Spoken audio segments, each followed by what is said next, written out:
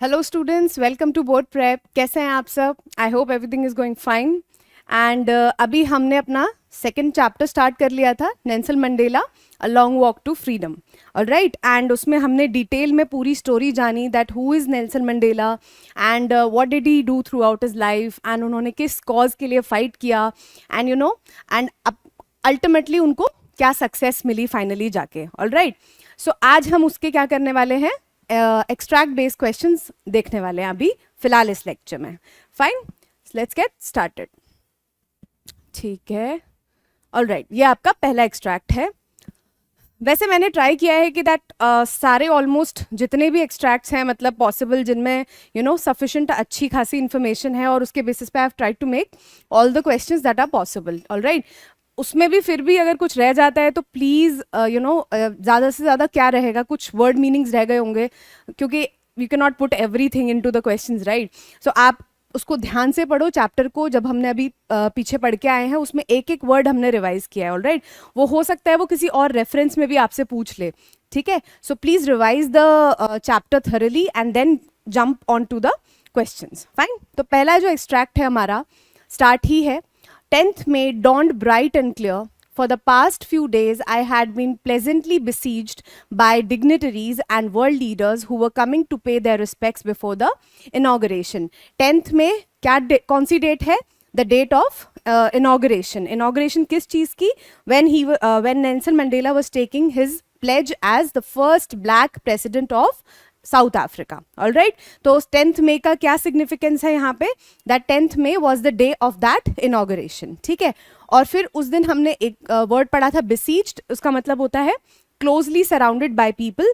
तो इस इनॉग्रेशन की सबसे खास बात क्या थी? दैट ये तो था ही कि अपार्थाइड सिस्टम जो था वो हमारा खत्म हो गया था, एंड डेमोक्रेटिक गवर्नमेंट स्टार्ट हो गई थी उस दिन से, and they had there first elected, democratically elected president. वो तो थी ही बड़ी बात, बट उससे भी बड़ी बात ये थी दैट ओवर 140 कंट्रीज के जो डिग्निटरीज थे, पॉलिटिशियंस थे, इन्फ्लुएंशियल लोग थे, वो वहाँ पे उस इनॉग्रेशन को विटनेस करने के लिए मौजूद थे। And at the time it was a very big deal, because south Africa को कहीं ना कहीं एक आउटलॉ कंसिडर कर दिया गया था because of its apartheid system.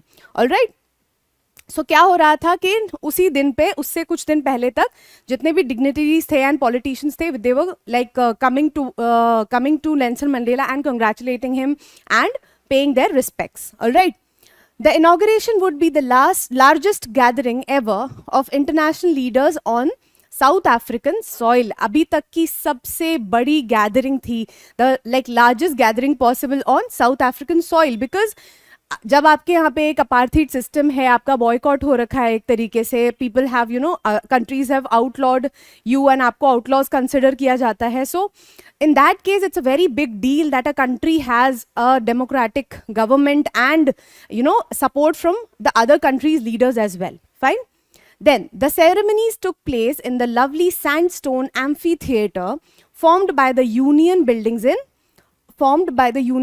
in Pretoria. Okay, तो जो सेरेमनी थी, जो इनॉग्रेशन सेरेमनी थी, वो कहाँ पे हो रही थी? एक एम्फी थिएटर में हो रही थी, जिसका अभी हमने चैप्टर में पढ़ा था कि amphi theatre is basically an open theatre, ठीक है, जिसकी रूफ नहीं होती है किसी स्ट्रक्चर की, और वो दिखता कैसा है? जैसे सेंट्रल में उसके स्टेज होती है, and it is surrounded by, या तो आधे आधे में सराउंडेड होगा या पूरे में सराउंडेड होगा बाय स्टेयर्स, जो ग्रेजुअली क्या होता है, जिनकी हाइट बढ़ती चली जाती है। Alright, and it is a open theatre. उससे होता क्या है कि सारे जितने भी लोग होते हैं वो सब कुछ देख पाते हैं सेंटर में क्या हो रहा है। फाइन, सो यहाँ पे क्या है? यूनियन बिल्डिंग्स हैं प्रिटोरिया में। Pretoria is the place and Union building is the structure where it is happening. Alright, और उसका टाइप क्या है कि वो एक एम्फी थिएटर है, that means a open theatre. Fine, for decades this had been the seat of white supremacy and now it was the site of a rainbow gathering. Rainbow gathering क्यों बोला गया है इस गैदरिंग को? Because अब क्योंकि apartheid system खत्म हो गया, so there were people of all caste and race and creed. Alright, मतलब ऑल सॉर्ट्स ऑफ पीपल, ऐसे नहीं कि पीले नीले कलर के लोग थे वहां पे। So there were all sorts of people, ठीक है। and nations for the installation of South Africa's first democratic and non-racial, this is a very important word, why? Because अब गवर्नमेंट, मतलब पहले भी किसी किस्म का रूल तो था ही ना वहाँ पे, लेकिन अब क्या है कि एक नॉन रेशियल, ऐसा नहीं कि अब उन्होंने अपार्थाइड सिस्टम खत्म कर दिया तो अब वो वाइट लोगों को जाके ऑपरेस करने लग जाएंगे. No, now they have formed a democratic government जिसमें सब लोग इक्वल हैं. There is no race, no मतलब किसी के प्रति कोई ऑपरेशन नहीं है, डिस्क्रिमिनेशन नहीं है, और किसी को अ सेंस ऑफ सुप्रीमेसी नहीं है. ऑलराइट, सो आई थिंक एक जस्ट क्लियर है. अब इस पे क्वेश्चंस देख लेते हैं. ठीक है. What was the significance of May 10th in the paragraph? 10th May की क्या सिग्निफिकेंस थी अभी हम देख के आए हैं.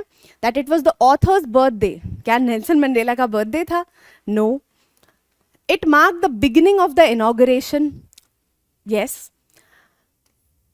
It was a bright and clear day. Yes, it was a bright and clear day, but it was not as significant. All right. उसका significance ultimately क्या था? That उस दिन inauguration होने वाला था. ठीक है. It was when dignitaries started arriving. No, dignitaries started arriving a few days prior. All right. तो इसका आंसर हो गया. It marked the beginning of the inauguration. Okay. Next, why were dignitaries and world leaders visiting the author before the inauguration? क्यों जो dignitaries थे और जो politicians थे, they were coming to Nelson Mandela. What did they want to do? All right. पहला, to discuss political strategies.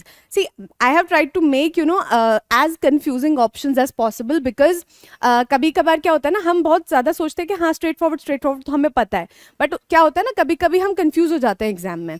So I've tried to put in as confusing options as possible so that you try to ये जो रोक रखा है अपने दिमाग को थोड़ा उसको चलाओ. All right. To discuss political strategies.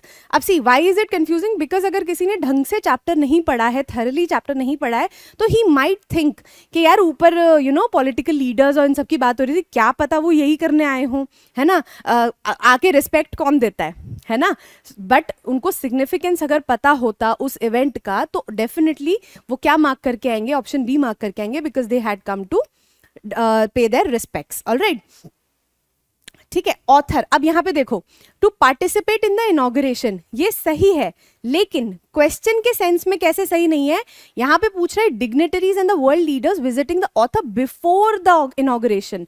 Author को क्यों विजिट कर रहे? आ तो वो गए ही ना इनॉग्रेशन के लिए, लेकिन ऑथर को क्यों विजिट कर रहे थे? ऑलराइट. एंड लास्ट हमारा कह रहा है the protest, to protest the event, and that is also wrong. Okay, so आपका बी ऑप्शन क्लियर हो गया, सही हो गया. ठीक है. Next, why was the inauguration considered remarkable in terms of international participation? Inauguration को एक remarkable event, मतलब एक important event, like जो एक normal से ऊपर है, it is remarkable, it is excellent, it is an excellent event. क्यों माना जा रहा है उस तरीके से? It featured the largest gathering of the international leaders ever. It was attended by only South African leaders. No, ये तो गलत है. ठीक है. सी, मैं बस इफेक्ट के लिए ऊपर मार्क नहीं कर रही हूँ बिकॉज सही ऑप्शन ऑब्वियसली ऊपर है. ठीक है. It had no international representation. No. And it was a small scale event. No. हम अभी देख के आए थे, हमने पढ़ा भी है चैप्टर में, that it was a massive event, मतलब पूरी कंट्री का इवेंट था, everybody was celebrating. So obviously बात है, it was not a small event. Alright. So आपका आंसर जो हो गया वो हो गया, it featured the largest gathering of the international leaders. Almost 140 plus country के लीडर्स वहां पे मौजूद थे. ठीक है. Next, where did the inauguration ceremonies take place? जो इनॉग्रेशन सेरेमनीज थी वो कहाँ पे हो रही थी, किस जगह पे हो रही थी? ठीक है. तो इनॉग्रेशन सेरेमनी के बारे में हमें 2-3 चीजें क्या पता है? That it was happening in the place called Pretoria and happening in union buildings में एक structure that is known as a amphitheatre. और एम्फी थिएटर क्या होता है? It is a open setup, open building जिसकी roof नहीं होती, and they have gradually increasing seated arrangement. ठीक है. नेक्स्ट, ऑप्शन क्या दिए हैं? In a newly constructed building. क्या एम्फी थिएटर नया बना हुआ था? नो, क्योंकि उसकी हिस्टोरिकल सिग्निफिकेंस भी हमने देखी, तो so it was not a newly constructed building. ठीक. In an old historic amphitheatre, पुराना एक एम्फी थिएटर था जिसमें ये सेरेमनी हो रही थी. In a different city from Pretoria. अब यहाँ पे ये कंफ्यूजिंग क्यों हो सकता है? आधा अधूरा अगर पढ़ा होगा तो एकदम से you'll see Pretoria and you'll mark it, है ना. तो इसलिए कंफ्यूज नहीं होना है. In a remote countryside location. Countryside का मतलब क्या होता है? गांव साइड पे, like outskirts of the city. ठीक है, तो एक रिमोट मतलब अकेले दूर अकेली किसी जगह पे हो रहा था. No, it was not happening either. So आपका आंसर क्या हो गया? बी हो गया. What was the historical significance of the Union buildings in Pretoria? अभी हमने बोला कि एक historical building that was an amphitheater, वहाँ पे वो inauguration हो रहा था, तो क्या ऐसा उसका historical significance था कि मतलब उसकी क्या history रही है, क्या उसका past रहा है उस building का, क्या experience है? पहला, it was a symbol of apartheid. Apartheid क्या होता है? रिवाइज कर लेते हैं.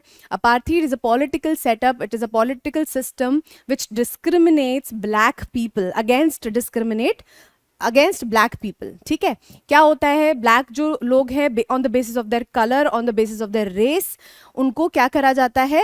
उनको ऑप्रेस किया जाता है, उनको अपने इक्वल नहीं माना जाता, उनको अपने बेसिक एजुकेशन के मैरिंग के, अपनी लाइफ बनाने के, लाइवलीहुड कमाने की कोई भी राइट्स नहीं होते हैं. लाइक जनरल राइट्स जो होते हैं, ह्यूमन राइट्स, वो सब कुछ डिमोलिश कर दिए गए थे in the under the apartheid system. ठीक है, तो क्या वो एक अपार्थीड का सिंबल था? It was the site of a previous rainbow gathering. क्या एक वो साइट थी पुरानी किसी रेनबो गैदरिंग की? Rainbow gathering meaning like people of all races were present. It was a newly constructed government building. क्या वो एक नई गवर्नमेंट बिल्डिंग थी? नो, हमें पता है अभी हम तो हिस्टोरिकल सिग्निफिकेंस की बात कर रहे हैं, तो नई बिल्डिंग होगी तो हिस्ट्री कहाँ से आएगी उस बिल्डिंग की? ठीक है, it was known for its modern architecture. नए आर्किटेक्चर के बारे में लाइक इट वॉज नोन. उसे जो हमारा थिएटर है उसको इसीलिए जाना जाता था कि उसका कोई एक बढ़िया लाइक नया तरीके का आर्किटेक्चर था. बट अभी हम क्या देख के आए थे चैप्टर में? That it was from Greece and Rome, ancient उस टाइम का क्या बोलते हैं उसका आर्किटेक्चर था. ठीक है, सो ऑब्वियसली बात है it was a symbol of apartheid. क्यों? Because it was always occupied by white people prior to this event. मतलब इस इनॉग्रेशन से पहले क्या होता था कि उस जो प्रिटोरिया में जो बिल्डिंग थी, जो एम्फी थिएटर था, उसमें क्या होता था? सिर्फ वाइट लोग बैठते थे. ठीक है, What was the main purpose of the gathering at the Union building on that day? सबसे ज्यादा मेन पर्पस क्या था सारी गैदरिंग का उस दिन पे? To celebrate a historic anniversary. अब एनिवर्सरी का क्या मतलब होता है? कि कोई चीज़ बहुत ही जॉयस इवेंट रहा हो, एक अच्छा इवेंट रहा हो, और फिर उसकी 1 साल पूरे होने पे हम उसको दोबारा सेलिब्रेट कर रहे हैं. नो, बिकॉज ये वाला जो इवेंट है, दिस इनॉग्रेशन, ये तो एक एक पूरी सेंचुरी में पहली बार एक होने वाला इवेंट था, तो इसकी एनिवर्सरी कैसे मनाओगे आप? है ना? So this is wrong. To celebrate a military victory, मतलब कोई आपकी जो डिफेंस फोर्सेस होती हैं, उन्होंने कोई वॉर में या फिर किसी लड़ाई में उन्होंने जीत हासिल करी थी, उसको सेलिब्रेट कर रहे थे. No, military was present but that was for different reasons. To install South Africa's first democratic government. South Africa की जो पहली डेमोक्रेटिक गवर्नमेंट थी एंडिंग अपार्थीड, वो वहां पे इंस्टॉल हो रही थी.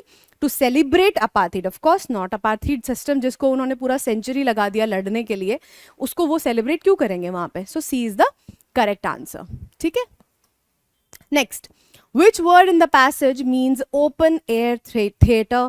हम अभी स्टार्टिंग से चैप्टर जब से हमने स्टार्ट किया, अभी हमने एक्सट्रैक्ट जब से स्टार्ट किया, हम एम्फी थिएटर कितनी बार बोल चुके, एंड उसकी डेफिनेशन भी हमको पता है कि क्या होता है.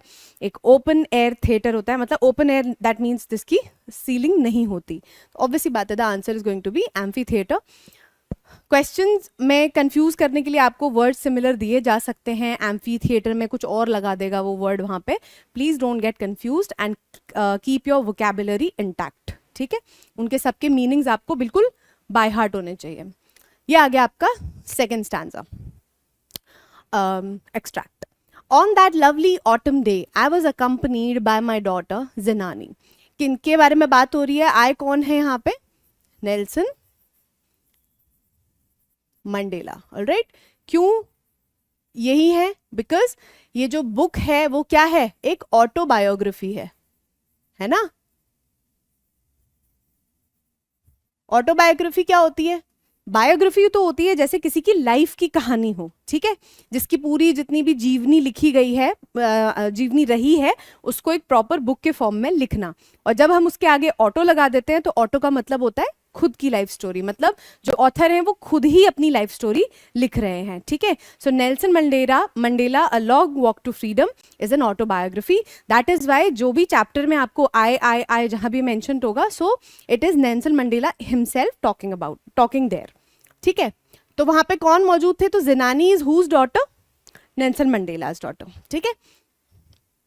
On the podium, Mr. De Klerk was first sworn in as second deputy president. अब सी, इसको याद करने का तरीका याद रखो कि सबसे पहले क्या होता है, सबसे नीची वाली जो रैंक होती है सेकंड डेप्यूटी प्रेसिडेंट, पी लिख देते हैं यहां पे, ठीक है. देन फर्स्ट डेप्यूटी, ऐसा करते हैं, ऐसे हायरार्की में ही लिखते हैं इसको, ऐसे नहीं लिखते. फिर क्या आता है? फर्स्ट डेप्यूटी, ठीक है. And then we have president, ठीक है.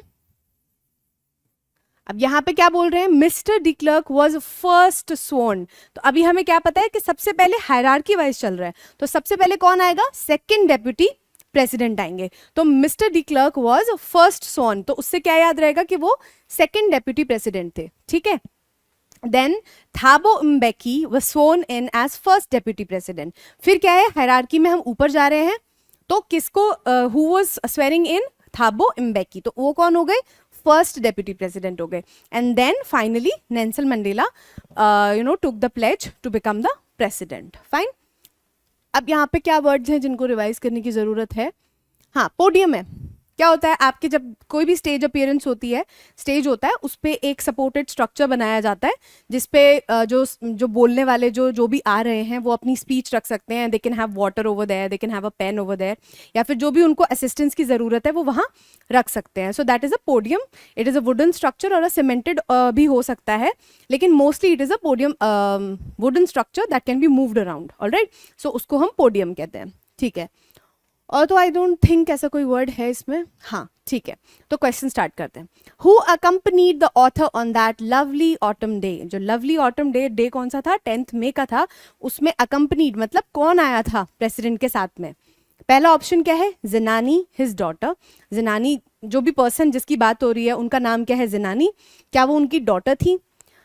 मिस्टर डी क्लर्क, वो थे बट वो उनके साथ थोड़ी ना आए थे, वो तो वही अपने स्वेरिंग इन के लिए आए थे, अपने प्लेज लेने के लिए आए थे. और किस पोस्ट पे आए थे बताओ? Second deputy president. क्यों? क्योंकि मिस्टर डी क्लर्क सबसे पहले आए थे.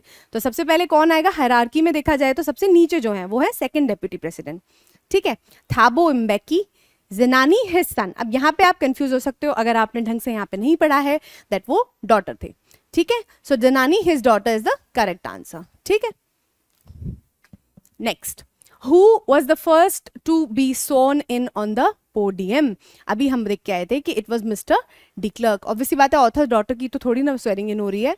थाबो इम्बेकी वॉज फर्स्ट डेप्यूटी प्रेसिडेंट, तो वो क्या थे? वो सेकंड नंबर पे आए थे, ठीक है. और द ऑथर नो, वो तो तीसरे नंबर पे आए थे, ठीक है. What position did Thabo Mbeki take after being sworn in? अब यहाँ पे जल्दीबाजी में आप एकदम से कंफ्यूजन कर सकते हैं. क्यों? क्योंकि वो सेकंड नंबर पे आए थे और आप ये सोचोगे एकदम से इम्पल्स में कि वो सेकंड डेप्यूटी प्रेसिडेंट है. No, he was first deputy president, क्योंकि वो सेकंड नंबर पे आए थे. एंड हायरार्की में first deputy president second deputy president से ऊपर आती है, ठीक है. ठीक है. Author's daughter, republic's people, no, ठीक है. Next, What did the author pledge to do when it was their turn? जब ऑथर आए, ऑथर कौन है? Nelson Mandela. जब आए तो उन्होंने अपनी प्लेज, मतलब उन्होंने किस चीज का प्लेज लिया जब उनकी टर्न आई स्वेरिंग इन के लिए? ठीक है. To uphold the constitution, to oppress white people, मतलब अब उन्होंने ये ले लिया, प्रण ले लिया कि अब हम वाइट पीपल को ऑप्रेस करेंगे. इन्होंने मिलकर हमें बहुत परेशान किया है और इन्होंने they have instilled deep and intense wounds on us. तो अब हम क्या करेंगे?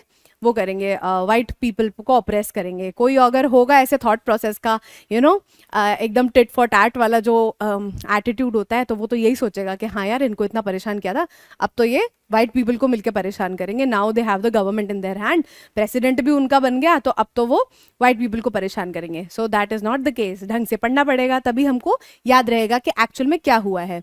To become the deputy president, deputy president बनने के लिए उन्होंने प्लेज ली थी? No.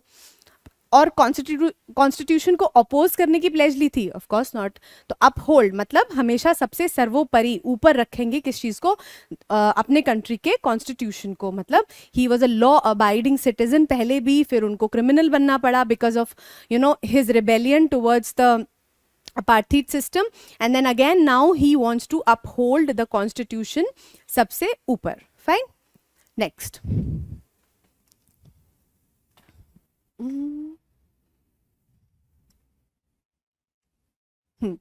Third, on the day of the inauguration, I was overwhelmed with a sense of history. In the first decade of the 20th century, a few years after the bitter Anglo-Boer War, before my own birth, the white-skinned people of South Africa patched up their differences and erected a system of racial domination against the dark-skinned people of their own land. अच्छा, अब ये मत सोचना कि ma'am तो extract बहुत जल्दी जल्दी पढ़ा रहे हैं. I have explained each and every statement thoroughly in the chapter. पिछले वाले लेक्चर में हमने अच्छे से एक एक लाइन देखी है. Now I don't want to repeat all those things again. I just wanted to be a quick revision. Alright, quick फटाक से देख के एंड देन आई वांट कि हम आंसर करें क्वेश्चंस को. ठीक है, क्वेश्चंस में दिमाग लगाएं rather than focusing on the theory. ठीक है, तो क्या है, जिस दिन इनॉग्रेशन था, मतलब नेल्सन मंडेला ओवरवेल्म थे, मतलब इमोशंस से ही वाज ओवरपावर्ड. सारे इमोशंस थे किस चीज से? With a sense of history. अब यहाँ पे क्या होता है, यूजुअली जब हम ओवरवेल्म की बात करते हैं तो हम बहुत ज़्यादा पॉजिटिव इमोशंस की बात करते हैं, लेकिन यहाँ पे ऐसा नहीं है. बिकॉज इतना सब उन्होंने कष्ट झेला था, उतने प्रॉब्लम्स झेले थे as a black guy for almost all his life. क्योंकि उनके बर्थ के राइट उनके बर्थ से पहले ही चीज़ें शुरू हो गई थी इस तरीके की, है ना. तो उन्होंने जब से सांस लेनी स्टार्ट करी, उन्होंने जब से जीना स्टार्ट किया, he witnessed this cruel system of apartheid, right. तो ही वॉज ओवरवेल्म्ड. उनके अंदर एक नेगेटिव नहीं होंगे, जॉयस भी नहीं है, बट एक न्यूट्रल एक इमोशंस आ गए थे उनके अंदर, that he was feeling sad and all of these emotions. उतने स्ट्रगल जब उन्होंने किया है इतने टाइम तक, उसके सारे इमोशंस की वजह से he was overwhelmed because he was feeling a sense of victory के फाइनली हमारे इतने स्ट्रगल के बाद में we have succeeded in ending apartheid, because there had been many जिन लोगों को मतलब जो फ्रीडम स्ट्रगलर्स थे, जो फ्रीडम फाइटर्स थे, जिन्होंने जो नेल्सन मंडेला के सामने ही जिन्होंने अपनी जानें गंवाई इस प्रोसेस में, इस फाइट में. So he was emotional because of that. So वो क्या हो रखे थे, ओवरपावर हो रखे थे उन सारे इमोशंस की वजह से. ठीक है, फिर क्या है, कीवर्ड्स क्या है कि ये first decade of 20th century की बात हो रही है. दैट मीन्स 90s समथिंग की बात हो रही है. Few years after the bitter Anglo Boer war, मतलब एंग्लो बोर वॉर जो हुआ था वो पहले हुआ था. ठीक है, देन अपार्थाइड सिस्टम बना. ठीक है, and then birth of Nelson Mandela. Alright, I am writing NM. Fine. तो क्या है, ये आपको जो लिस्ट है वो याद रहनी चाहिए कि किसके बाद क्या हुआ. कंफ्यूज हो जाते हैं कभी कभी. ठीक, तो जो वाइट स्किन पीपल थे उन्होंने क्या किया था, उन्होंने अपने आपस के जो सारे प्रॉब्लम्स थे वो सॉर्ट कर लिए, जितने भी उनसे पॉसिबल थे कि हाँ भाई मोटा मोटा ऊपर का हम ये सॉर्ट कर लेते हैं, and now fight against black people. तो उन्होंने उसी के चलते एक सिस्टम बनाया, that was known as the apartheid system. Alright, फिर the structure they created formed the basis of one of the harshest most inhumane societies in the world has ever known. फिर जो अभी उन्होंने अपना पैचअप डिफरेंस किया और उसके बाद एक स्ट्रक्चर बनाने की जो शुरुआत करी, वो किस चीज़ की शुरुआत थी, वो एक ऐसी सोसाइटी की शुरुआत थी जो वर्ल्ड ने आज तक नहीं देखी थी. द मोस्ट इनह्यूमेन, मतलब इंसानियत नाम की कोई चीज़ ही नहीं है. जब आप किसी को बेसिक ह्यूमन राइट्स ही नहीं दोगे ना, तो वो फिर क्या रह जाता है लाइफ में. You are entering slavery. आपके पास अपनी लाइफ नहीं है, आप दूसरों के लिए जी रहे हो. You are doing all of their chores. And क्या नहीं करा होगा उन्होंने उस टाइम पे, एंड क्या नहीं करवाया होगा वाइट स्किन पीपल ने उनके साथ. क्यों? क्योंकि they had the authority under the apartheid system. उन्होंने खुद के लिए बना लिया था एक तरीके से देखा जाए, अपने आप को फैसिलिटेट करने के लिए. ठीक है, now in the last decade of the 20th century, अब उसी 20th सेंचुरी की last decade, that means 1990s की बात हो रही है, मतलब एक पूरे ऑलमोस्ट एक 100 साल का पूरा एक साइकिल लग गया इस चीज को करने में क्या, और उनका खुद का 8th डिकेड, मतलब ही वाज 80 समथिंग जब नेल्सन मंडेला ये बात लिख रहे हैं, जब उन्होंने खुद स्वेयर इन किया एज प्रेसिडेंट, वो तब भी अपने 8th डेकेड में थे, मतलब वो 8 बार 10 साल जीत चुके थे, that means 8 into 10 80+ years he had been on this earth. That system had been overturned forever. अब क्या हो गया था, पलटी मार गया था वो system, it had been overturned, अब एक नया सिस्टम स्टार्ट होने वाला था, and replaced by one that recognise the rights and freedoms of all people regardless of the colour of their skin. अब किस सिस्टम में वो आ गया था, किस सिस्टम में वो चेंज हो गया था, एक ऐसा डेमोक्रेटिक सिस्टम जिसमें किसी भी तरीके का, किसी भी वजह से किसी के भी प्रति कोई भी डिस्क्रिमिनेशन नहीं होता था. ठीक है. Now we have the first question. When did the white-skinned people of South Africa establish a system of racial domination? ये जो system establish हुआ था वो कब establish हुआ था? पहला, in the 19th century. अब सी यहाँ पे कंफ्यूज कैसे हो गए, क्योंकि हम जो 20th सेंचुरी के जो ईयर्स होते हैं हम उनको कैसे बोलते हैं, 1919. तो आप क्या हो सकते हो, कंफ्यूज हो सकते हो, और आप फटाक से क्या करोगे, 19th सेंचुरी मार्क कर दोगे, बट 19th सेंचुरी तो वो 18 समथिंग वाली सेंचुरी है. ठीक है. In the early 20th century. ठीक है जी, जो 20th सेंचुरी है उसकी जस्ट स्टार्ट है. Okay. After the author's birth और before the Anglo Boer war. लेकिन अभी हमने क्या देखा था, ठीक उल्टा हुआ था, जो अपार्थीड सिस्टम हुआ था वो after the Anglo Boer war हुआ था और बिफोर ऑथर्स बर्थ स्टार्ट हुआ था. सो दिस मीन्स इसका आंसर क्या हो जाएगा, in the early 20th century. Fine. Next, what was the nature of the system created by the white skinned people in South Africa? जो system था जिसको हम किसके नाम से जानते हैं, अपार्थीड के नाम से जानते हैं, वो सिस्टम का नेचर क्या था, मतलब वो उसके कैरेक्टरिस्टिक्स क्या थे, कैसा सिस्टम था वो. पहला, it promoted equality and freedom. ये क्या करता था, प्रमोट करता था इक्वालिटी को और फ्रीडम को. नो, हमें पता है कि it was discriminating in nature and it was harsh and it was inhuman. ठीक है. It recognise the rights of all people. सारे लोग जितने भी थे उस कंट्री में मौजूद, वो सबके राइट्स को रिकॉग्नाइज करता था, बिल्कुल भी नहीं. It was one of the harshest and most inhumane societies. यही अभी हम पढ़ के आए हैं. And last is it was established after the author's birth. अब दोबारा वही चीज कर रहे हैं वो यहाँ पे, so we know this is wrong. Alright. Next, When did the author's inauguration take place? अब यहाँ पे क्या है, वो थोड़ा डेट्स के साथ खेल रहे हैं आपके साथ में कि ऑथर का इनॉग्रेशन कब हो रहा था, वो सेंचुरी में और वो फर्स्ट डेकेड, लास्ट डेकेड, ये सब करके आपको थोड़ा कंफ्यूज करेंगे. In the early 20th century. अब अर्ली 20th सेंचुरी मतलब कौन से सालों की बात हो रही है, 1901, 1910s, 1911, उस टाइम की बात हो रही है. तब तो नहीं हुआ था वो inauguration. In the first decade of the 20th century. ये दोनों सेम ही बातें हैं, ये वाली जो दोनों बातें हैं ना, कि जो फर्स्ट डेकेड था 20th सेंचुरी का, दैट मीन्स 19 समथिंग का जो स्टार्टिंग के ईयर्स थे उसमें हुआ था. नो, तो ये दोनों ही ऑप्शंस साथ में गलत हो जाएंगे. इन द 19th सेंचुरी, चौथा ऑप्शन ये कह रहा है 19th सेंचुरी, तो ऑब्वियस सी बात है 18 समथिंग में नहीं हुआ है inauguration. In the last decade of the 20th century. अब 20th सेंचुरी हमें पता है 19 से स्टार्ट होती है, राइट. अब लास्ट डेकेड की बात हो रही है ना, तो मतलब 1990 समथिंग यहाँ पे आएगा. दैट मीन्स 1990s जो हम जनरल टर्म लिखते हैं, ठीक है, उसकी बात हो रही है. So this is the correct answer. थोड़ा I will just erase extra ones ताकि आपको कंफ्यूजन ना हो. ऑलराइट, ठीक है. सो सी ऑप्शन आपका करेक्ट हो गया. Next, what significant change had occurred by the last decade of the 20th century? ऐसा कौन सा significant change था जो जो आते आते 20th century के खत्म होते होते हुआ? The system of racial domination had been reinforced. मतलब जो racial domination का जो system था वो reinforce हो गया था, मतलब वो दोबारा लागू हो गया था. ऐसा तो नहीं हुआ, हमने अभी देखा कि अपार्थीड सिस्टम जो था वो खत्म हो गया था. The author's birth had taken place. Of course not. वो तो एकदम इनिशियल फेजेस में हुआ था 20th सेंचुरी के, है ना. The system of racial domination had been replaced. Yes, जो रेशियल डोमिनेशन था, जो रेशियल डिस्क्रिमिनेशन का जो सिस्टम था, वो क्या हो गया था? रिप्लेस हो गया था एक नए सिस्टम से. So this happened in the last decade of the 20th century. Last क्या कह रहे हैं? The rights and freedoms of only white skinned people were recognized. क्या था कि सिर्फ rights और freedom जो थे ना, जितने भी उनके हक थे white people के recognize हुए थे. No, ऐसा भी नहीं हुआ था.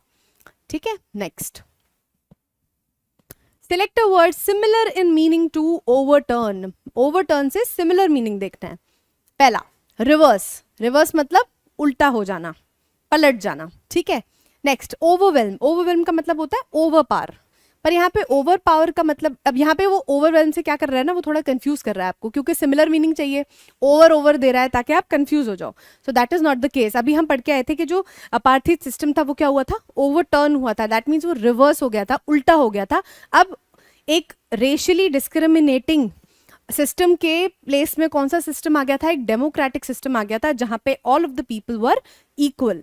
ठीक है, डोमिनेशन एंड एंड, ऑब्वियसली बात है, this are the wrong answers. ठीक है, नेक्स्ट फोर्थ एक्सट्रैक्ट क्या कह रहा है आपका? Perhaps it requires such depths of oppression to create such heights of character. वो ये कह रहे हैं यहाँ पे कि क्या शायद हो सकता है कि इसी तरीके का ऑपरेशन जो होता है वो एक हाई लेवल का एक कैरेक्टर बनाता है लोगों में, यू नो, नोबल कैरेक्टर्स को जन्म देता है लोगों के अंदर.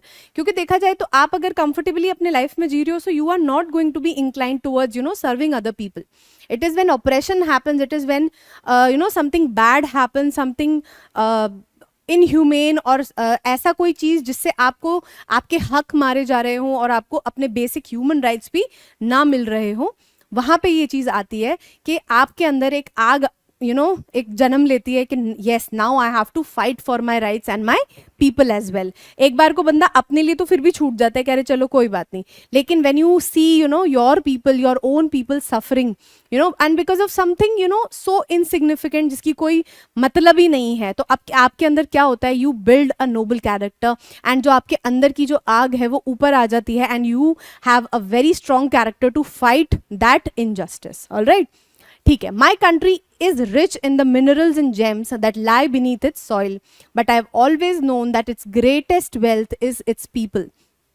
क्या कह रहे हैं कि जो कंट्री के जो रिचेज है, मतलब साउथ अफ्रीका क्या है, मिनरल्स में and all these, you know, stones, इसमें बहुत रिच है. बट जो ऑथर हैं, जो नेल्सन मंडेला है, उनका मानना क्या है कि उनके हिसाब से इस कंट्री की सबसे बड़ी जो वैल्यू है, जो सबसे बड़ी वेल्थ है, वो क्या है? उसके लोग हैं. The people are their greatest wealth उसकी कंट्री के. Alright, finer and truer than the purest diamonds. अभी देखा जाए तो हम सबसे ज्यादा हमें वैल्यूबल क्या लगता है? ज्वेलरी में जब हम देखते हैं तो हमें सबसे ज्यादा वैल्यू किस चीज की लगती है? डायमंड की लगती है, राइट? हम सोने को भी इतना नहीं सोचते. तो वो यही कह रहे हैं कि प्योरेस्ट, सबसे प्योरेस्ट डायमंड से भी ज्यादा वैल्यूबल वैल्यू किसकी है? आपके साउथ अफ्रीका के लोगों की है. Alright, it is from these comrades in the struggle that I learn the meaning of courage. इन्हीं के साथ में जो, यू नो, ये जो लड़ रहे थे, सैनिक थे मेरे साथ में इस बड़ी लड़ाई में जो ये थे, इनसे मैंने क्या सीखा?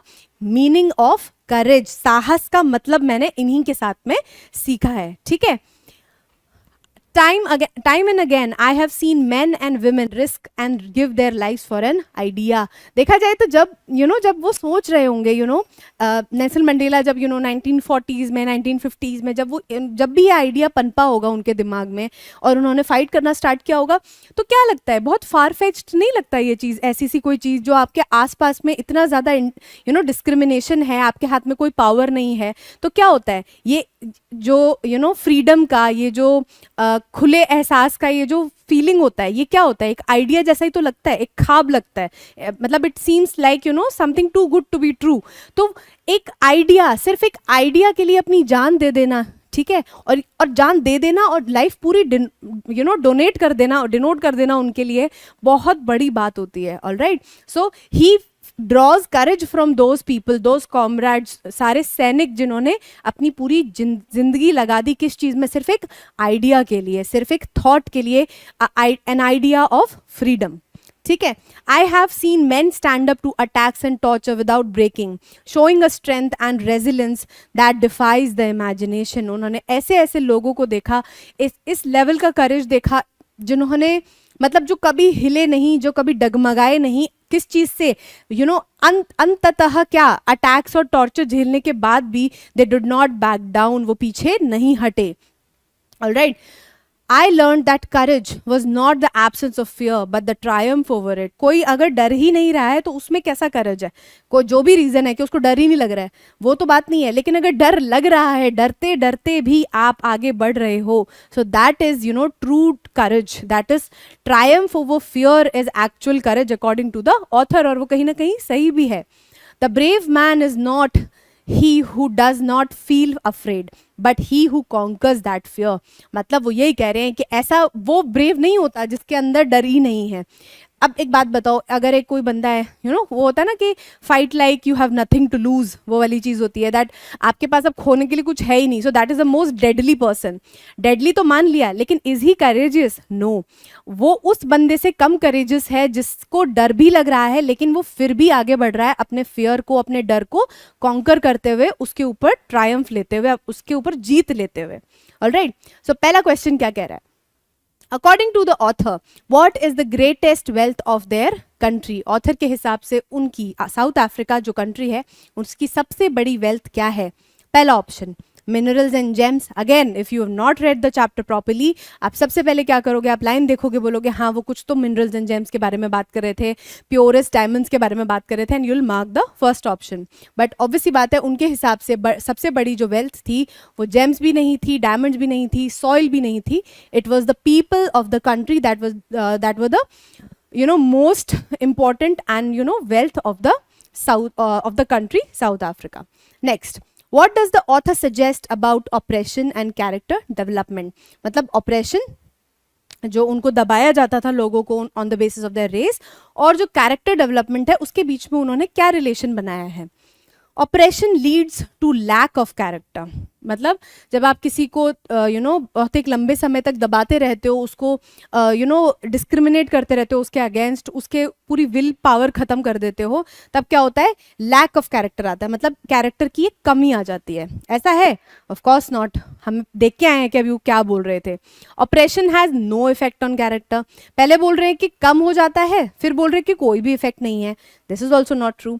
Operation can lead to the development of a strong character. ठीक है, यही अभी हम देख के आए हैं कि जब आप किसी को यू नो बहुत ज़्यादा ऑप्रेस करते हो तो उसी सिचुएशन में that person decides to fight back and that builds a strong character. ठीक है, a character and has no relation to oppression. This is also wrong. तो आपका कौन सा ऑप्शन सही हो गया? सी सही हो गया. Fine. Next, how does the author define courage? Author क्या कर रहे हैं, करेज को कैसे डिफाइन कर रहे हैं? पहला ऑप्शन एब्सेंस ऑफ फियर, मतलब करेज तब होता है जब फियर है ही नहीं किसी के अंदर. रॉन्ग. हम अभी देख के आए हैं. गिविंग इन टू फियर मतलब उसमें सबमिट हो जाना, मतलब बिल्कुल उसमें रह जाना कि अरे डर गए, इतना ज़्यादा डर गए कि अब तो हमसे कुछ हो ही नहीं सकता. ठीक है, ये भी नहीं है. ट्रायम्फिंग ओवर फियर मतलब डर तो लग रहा है लेकिन फिर भी उसके ऊपर जीत हासिल करना, उसके ऊपर ट्रायम्फ लेना, that is courage. So this is the option that is correct, and never feeling afraid is also wrong. Next, what according to the author makes a person brave? Author के according क्या एक इंसान को brave बनाता है? ठीक है, never experiencing fear जिसको कभी डर ही ना लगे, not feeling afraid अगेन वही बात है कि डर ही नहीं लग रहा, किसी चीज से डर नहीं रहे, conquering fear and avoiding danger. So obviously बात है कॉन्करिंग फियर और ये जो ट्रायम्फिंग ओवर फियर है ये बात तो सेम ही है, बट थोड़ा सा घुमा के पूछ रहे हैं कि ऐसे भी पूछा जा सकता है. And avoiding danger this is also wrong. सो आपका कौन सा ऑप्शन सही हो गया? सी सही हो गया. ठीक है, नेक्स्ट.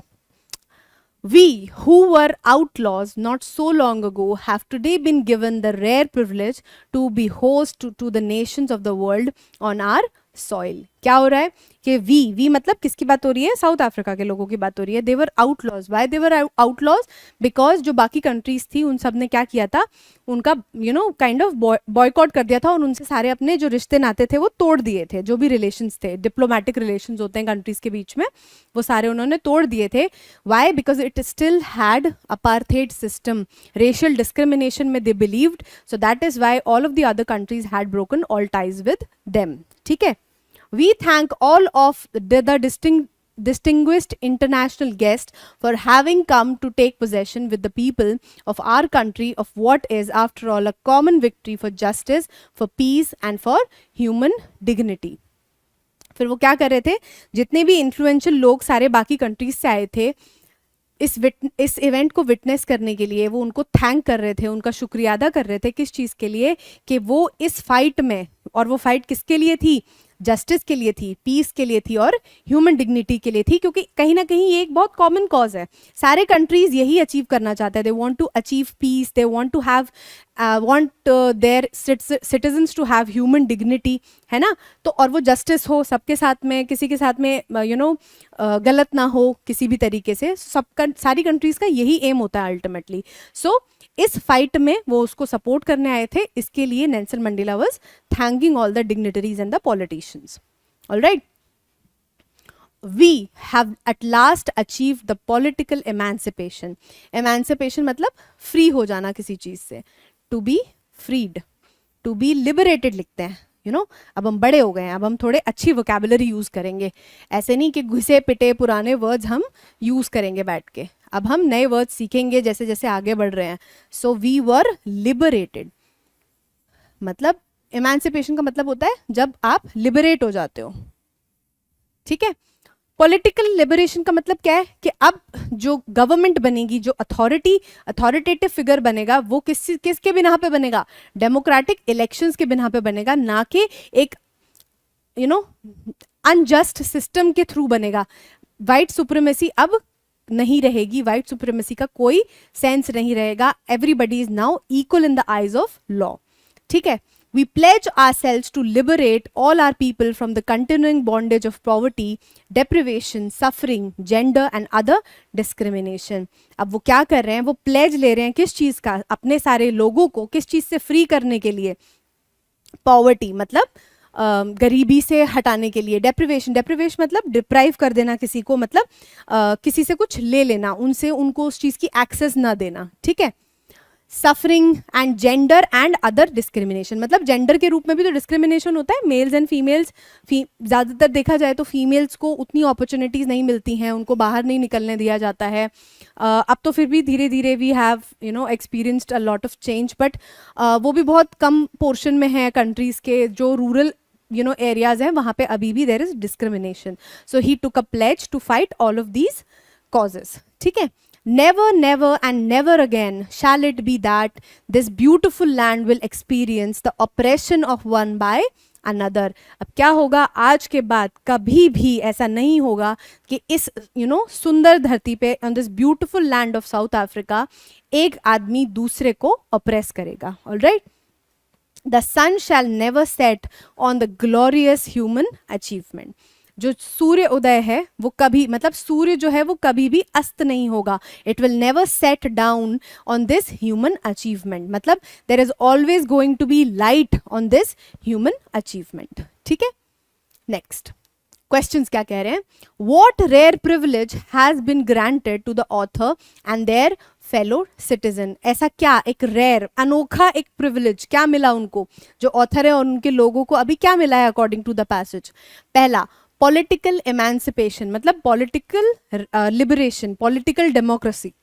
बीइंग कंसिडर्ड आउटलॉज, मतलब आउटलॉज कंसिडर करा जाना, ऑब्वियसली बात it is a negative thing, so ये तो नहीं होगा। Hosting international guest, it is a privilege, it is a good thing, but it is not a rare privilege. ठीक है, and suffering from discrimination, obviously बात है, discrimination से सफर करना कौन सा प्रिविलेज होता है ना। तो पॉलिटिकल एमेंसिपेशन जो हो गया वो आपका, पॉलिटिकल लिबरेशन जो हो गया वो एक रेयर प्रिविलेज है।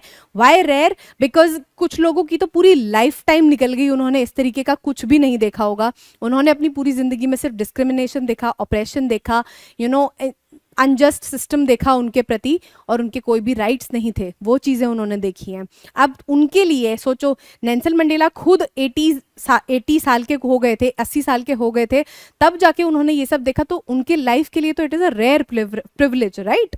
ठीक है। Whom does the author thank for coming to their country? किसको उन्होंने थैंक किया अपनी कंट्री में आने के लिए? The citizens of their country. Obviously बात है, उस कंट्री के सिटीजन होने का क्या सेंस बनता है? डिस्टिंग्विश्ड इंटरनेशनल गेस्ट, यही सही बात है कि जो भी आपके 140 ओवर कंट्रीज थे उनके पॉलिटिशियंस आए थे, और आपके कौन आए थे? Dignified and distinguished international personalities आई थी, ठीक है, डिग्निटरीज आए थे, दैट वाज द वर्ड, याद कर रही थी मैं, ठीक है। What is the common victory mentioned in the paragraph? एक कॉमन विक्ट्री मतलब जब नेल्सन मंडेला बात कर रहे हैं एक इस प्लेटफॉर्म पे, तो वो क्या कर रहे हैं? अपनी कंट्री को रिप्रेजेंट कर रहे हैं। तो यहाँ पे कॉमन, जब हम आइडियोलॉजी की बात करें, वो किनके बीच में करें? कंट्रीज की जो कॉमन आइडियोलॉजी है उसके ऊपर बात कर रहे हैं।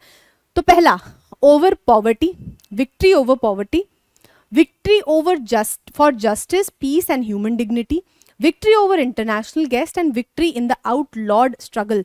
अब यहाँ पे ये तो बात ही नहीं रही ना, आउटलॉज तो अब वो रहे नहीं, जब उन्होंने अपने इंक्लूड कर लिया और वो उनका एक फंक्शन अटेंड करने आ गए, अब वो आउटलॉज तो नहीं है। So this is not the struggle.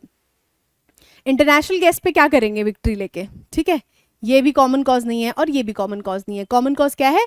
Justice, peace and human dignity, जो फाइट करेगा डिस्क्रिमिनेशन के लिए भी।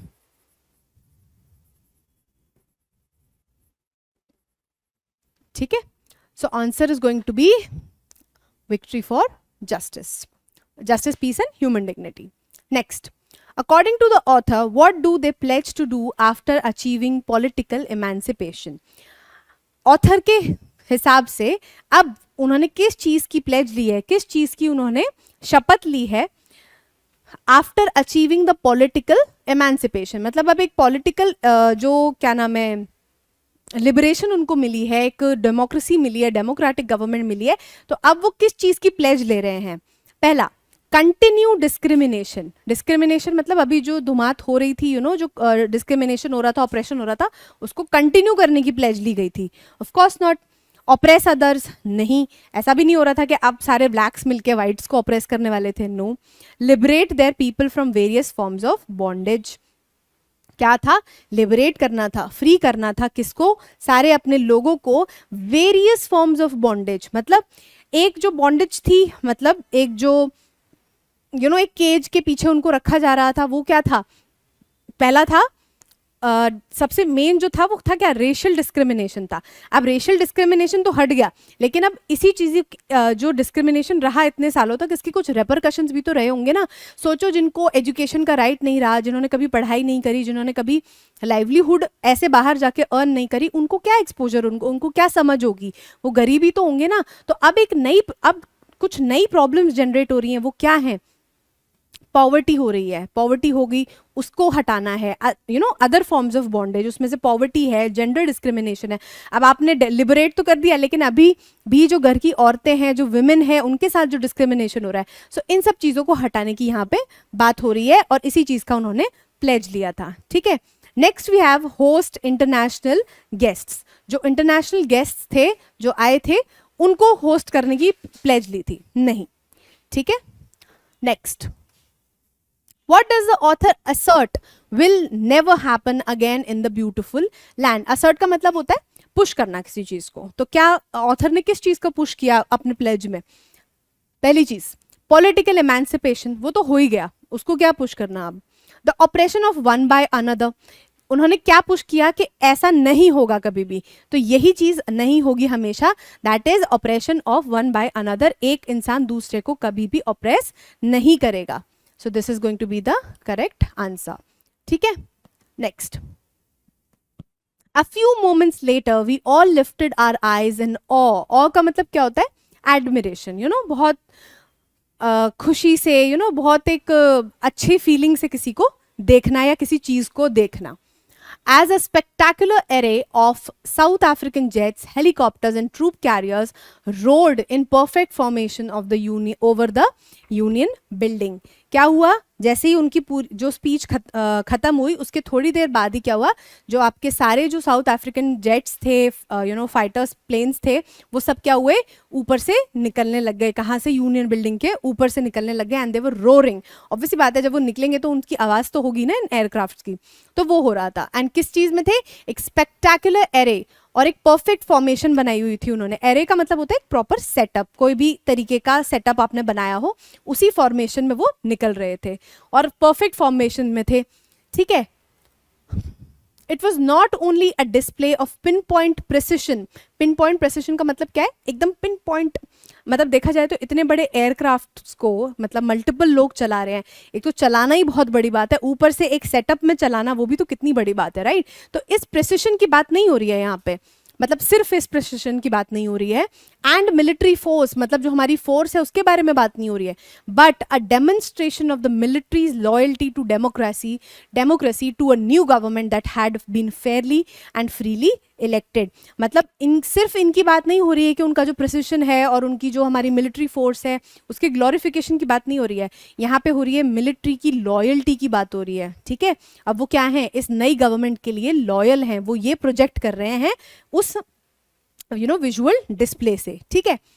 ओनली मोमेंट्स बिफोर, थोड़ी ही देर पहले, the highest generals of the south African defense force and police, their chests bedecked with ribbons and medals from days gone by, saluted me and pledged their loyalty. और थोड़ी ही देर पहले, थोड़ी मतलब जरा सी moments पहले, कौन, जो हाईएस्ट ऑफ द ऑफिसर्स थे, किसके? पुलिस के और डिफेंस फोर्सेस के, उन्होंने क्या किया, और वो कैसे दिख रहे थे? उनके जो चेस्ट थे वो बिडेक्ड थे, मतलब सजे हुए थे। किस चीज से सजे हुए थे? रिबन से और मेडल से, from the days gone by. मतलब पहले जो उन्होंने जहां भी मेडल्स जीते होंगे, जो भी वॉर में उन्होंने जीत हासिल करी होगी, विक्ट्री हासिल करी होगी, उसके लिए उनको रिबन्स मिलते हैं और उनको मेडल्स मिलते हैं, उससे सजे हुए थे। उन्होंने क्या किया? उनको सल्यूट किया और प्लेज किया, दोबारा शपथ ली नेल्सन मंडेला एज प्रेसिडेंट की लॉयल्टी के लिए। Alright, I was not unmindful of the fact that not so many years before they would not have saluted me but arrested me. अब उनको ये पता था, unmindful नहीं थे वो, मतलब he was aware कि कुछ ही साल पहले यही जो जनरल्स हैं, यही जो ऑफिसर्स हैं, वो क्या करते? उनको सल्यूट नहीं करते। सल्यूट करना तो बहुत दूर की बात है, वो उनको अरेस्ट कर लेते। ऑलराइट, क्यों अरेस्ट कर लेते? Because Nelson Mandela was fighting against a pre existing system that was known as the apartheid, ठीक है। Finally a chevron of Impala jets left a smoke trail on the black, red, green, blue and gold of the South African flag. और ये जो कारवां था, ये जो पूरे Impala jets यहाँ से निकले थे, वो क्या कर रहे थे? एक स्मोक ट्रेल छोड़ी उन्होंने, धुएं की एक ट्रेल छोड़ दी पीछे, एक लाइन छोड़ दी पीछे। किस कलर्स की? Black, red, green, blue and gold की, जो कि क्या है? साउथ अफ्रीकन फ्लैग के न्यू कलर्स हैं। ऑलराइट, अब इनके क्वेश्चंस देखते हैं। What flew over the Union buildings in South Africa in perfect formation? क्या उड़ के गया यूनियन बिल्डिंग्स के ऊपर से? इंटरनेशनल जेट्स, बाहर के जेट्स नहीं। ट्रूप कैरियर्स, मतलब जो लोगों को लेके जाते हैं उनको, no. Birds, no. South African jets, helicopters and troop carriers, ये यहाँ से उड़ के गए थे, ठीक है। What did the author see when the military aircraft flew over the union building? Author ने क्या देखा जब मिलिट्री जो पूरे आपके जेट्स थे, एयरक्राफ्ट थे, वो यूनियन बिल्डिंग के ऊपर से उड़ के गए? पहला, a demonstration of their loyalty to democracy. उन्होंने क्या देखा? एक डिपिक्शन देखा, किस चीज का? लॉयल्टी किनकी? मिलिट्री की, मिलिट्री जेट्स की। किसके लिए? इस नई न्यू फाउंड डेमोक्रेसी के लिए, ठीक है। ये सही हो गया। A display of chaos and disorder, क्या दिखा उनको? एक केओस दिखा, मतलब हतड़ पतड़ दिखी, इट वाज मिसमैनेज्ड। ऐसा तो कुछ नहीं था, अभी तो हम पिन पॉइंट प्रिसिशन की बात कर रहे थे वहां पे, है ना। Next, a salute to the previous government, मतलब जो पुरानी गवर्नमेंट थी, जो अपार्थिद सिस्टम था, उसको सल्यूट कर रहे थे? नो, ये भी नहीं दिखा। A protest against the new government, क्या मिलिट्री वहां पे उनको हवा में आके वो जो पूरा उन्होंने एरे बनाया उससे वो क्या कर रहे थे? वो डेमोक्रेसी को प्रोटेस्ट कर रहे थे? No, they were not protesting the new government, ठीक है। तो answer is going to be A. Next, what did the highest generals of South African Defense Force and Police do before the author? जो सबसे ज़्यादा highest generals थे, officers थे, उन्होंने author के सामने क्या किया? पहला, ऑथर को अरेस्ट कर लिया। कंफ्यूज हो जाओगे नहीं पढ़ोगे तो, है ना? अरेस्ट करते, पहले करते, अभी नहीं करेंगे, ठीक है? So this is going to be wrong. Showed their medals, medals दिखाने आए थे वो यहाँ पे, no. Saluted the author and pledged their loyalty, क्या करा उन्होंने? ऑथर जो अब किस पद्धति पे थे?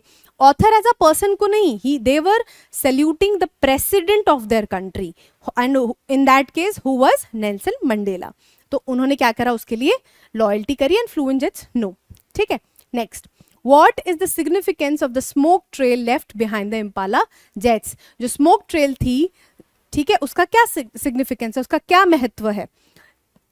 पहला, it symbolizes the destruction of the union buildings, मतलब जहां पे हो रहा था वो किस चीज का मतलब डिस्ट्रक्शन का सिंबल दे रहे थे वहां पे? नहीं, ऐसा तो वो कुछ भी नहीं कर रहे थे वहां पे। It represents the militaries disapproval of the new government, मतलब वो ये दिखा रहे थे कि जो मिलिट्री है वो डिसअप्रूव करती है जो नई गवर्नमेंट है उसको, नहीं। It show cases the colours of the new south African flag, yes, वो क्या कर रहे थे? वो शोकेस कर रहे थे जितने भी कलर्स थे किसके? साउथ अफ्रीकन फ्लैग के। So this is going to be the correct. And it signals emergency, no, there was no such thing वहां पे उस टाइम पे, ठीक है? Next, the policy of apartheid created a deep and lasting wound in my country and my people. जो policy थी, जो system था अपार्थीड का, उसने क्या किया था? लोगों के अंदर बहुत ज़्यादा एक डीप एंड एवर लास्टिंग जख्म दे दिए थे, वूंड्स दे दिए थे, ठीक है? all of us spent many years, if not generations, recovering from that profound hurt. Majority of the सारे ही लोग, मतलब कुछ तो थे जिन्होंने जनरेशन्स तक वो चीज़ें देखी, एक जनरेशन, दूसरी जनरेशन, तीसरी जनरेशन, लेकिन ऑलमोस्ट सारे ही लोगों ने क्या करा? मतलब बहुत सारे सालों तक इस ये जो डिस्क्रिमिनेशन था और ये जो हर्ट थी और ये जो वुंड्स थे, इनको झेला, ठीक है?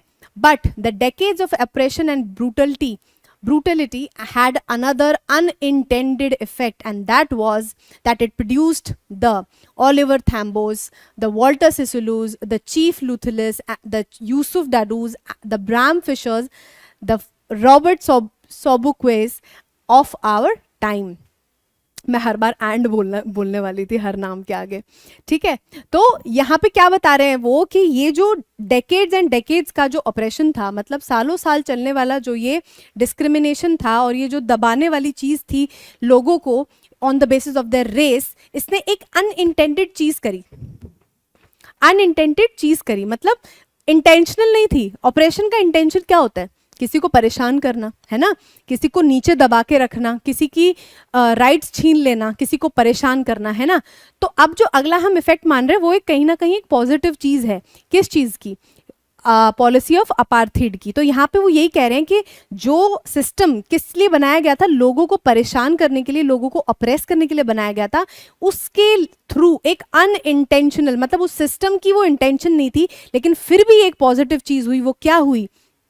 that it produced such people, such, you know, men of extraordinary courage, wisdom and generosity that their like may never be known again. और उस अपार्थेड सिस्टम का एक अनइंटेंडेड इफेक्ट क्या था कि उसने ऐसे फ्रीडम फाइटर्स जनरेट करे जिनका जो कैरेक्टर है, जिनका जो विजडम है, that is going to be unmatched till date. Alright, perhaps it requires such depths of oppression to create such heights of character.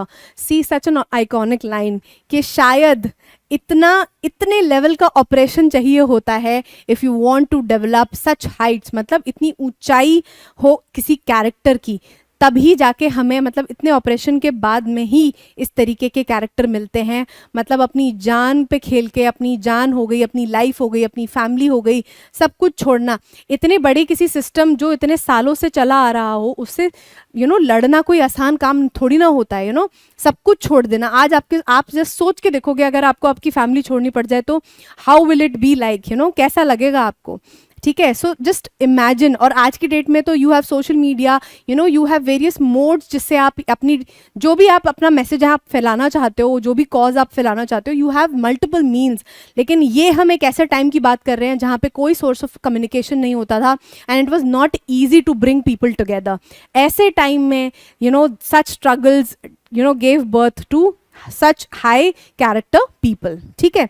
My country is rich in the minerals and gems that lie beneath its soil. मतलब जो उसका ground है, south Africa की जो country है, इसमें जो soil है, इसमें बहुत सारे मिनरल्स एंड जेम्स हैं. But I have always known that its greatest wealth is its people, finer and truer than the purest diamonds. मतलब इनको हमेशा पता है कि भले ही हमारे पास कितने भी मिनरल्स हैं, जेम्स हैं, लेकिन हमारे जो पीपल हैं, हमारे जो लोग हैं, वो सबसे ज़्यादा कीमती हैं, सबसे ज़्यादा वैल्यूएबल हैं. ठीक है.